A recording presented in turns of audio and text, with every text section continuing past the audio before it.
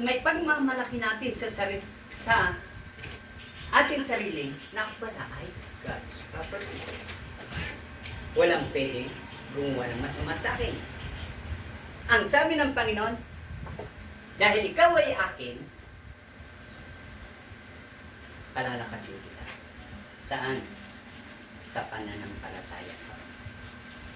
Amen. Pangalawa, tutulungan kita kapag may crisis o may trouble sa iyong buhay.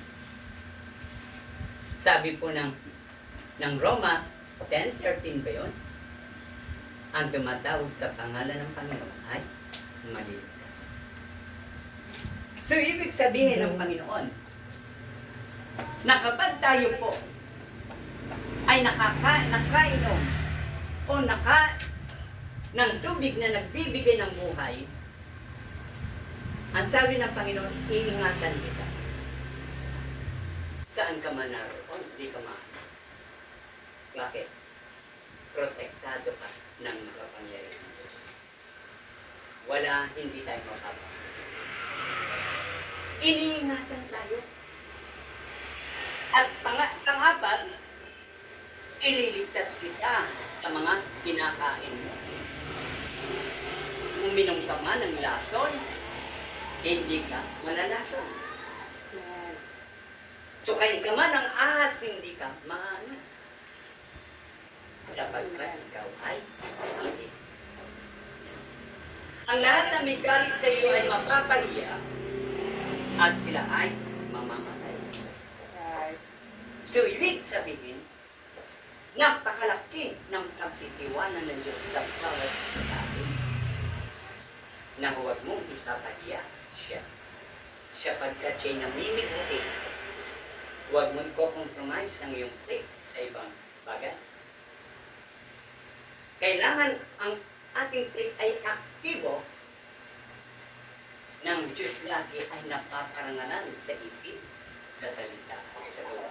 Amen. Sapagkat sabi ng Pahayag, chapter 22, verse 12, ako ay darating. May daladalang gantimpala sa bawat isa sa inyo.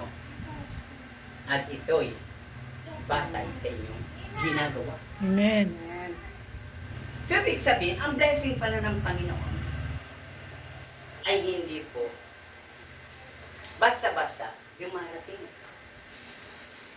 Once na ikaw ay may ginagawa para sa Kanya, at siya'y napaparangalan at naluluwalhati, nalulugod sa iyo, saka pa lang pala ito darating sa iyo. Amen. Ang pagpapalang, ang pag-iingat, ang paggabay ng Diyos sa iyo. Sapagkat napakalaga po ang buhay natin. Sapagkat yung Samaritana ay nagbigay na, pinainom na niya ang Panginoon. Ngunit hindi siya uminom. At ang sabi ng Panginoon, inumin mo ang tubig na nagbibigay ko. Ano po yung tubig? Ito pong salita ng Diyos, iyong kainin. Ito'y ipasok mo sa iyong puso, sapagkat sa pasimula pa, John 1:1, kasama na ng Diyos ang salita at ang salita ay Diyos. Na once ito'y nasa iyong puso, ito'y panghawakan mo